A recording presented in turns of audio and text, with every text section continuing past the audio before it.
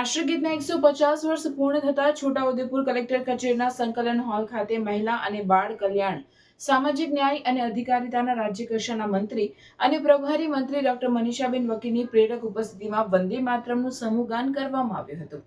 દેશને આત્મનિર્ભર બનાવવા માટે સ્વદેશી વસ્તુઓના ઉપયોગને પ્રોત્સાહન આપવા સ્વદેશી અપનાવવાના ઉપસ્થિત સૌ અધિકારીઓ કર્મચારીઓ દ્વારા શપથ લીધા હતા.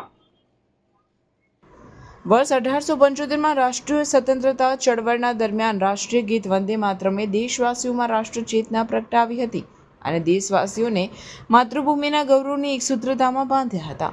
7મી નવેમ્બર 2025ના રોજ તેને 150 વર્ષ પૂર્ણ થવાના ગૌરવવંતા ક્ષણની ઉજવણી નિમિત્તે ગુજરાત સરકાર દ્વારા તેની વિશિષ્ટ ઉજવણી કરવામાં આવી હતી.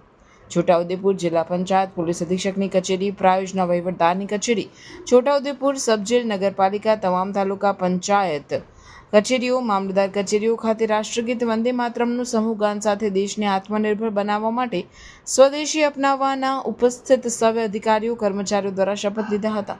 આ પ્રસંગે જિલ્લા પંચાયત પ્રમુખ મલકાબેન પટેલ, ધારાસભ્યો રાજેન્દ્રસિંહ રાઠવા અને જયંતિભાઈ રાઠવા, નગરપાલિકા પ્રમુખ મંજુલાબેન કોલી, જિલ્લા વિકાસ અધિકારી સચિન કુમાર, પ્રાયોજના વહીવટદાર કલ્પેશ કુમાર શર્મા, મદદનીશ કલેક્ટર મુસ્કાન ડાગર, નિવાસી અધિક કલેક્ટર શૈલેષ ગોકરાણી સહિત વિવિધ વિભાગના અધિકારીઓ અને કર્મચારીઓ ઉપસ્થિત રહ્યા હતા. રિપોર્ટર વિરેન્દ્રસિંહ દેસાઈ, સિનોર સમાચાર ન્યૂઝ, બોડેલી, છોટાઉદેપુર.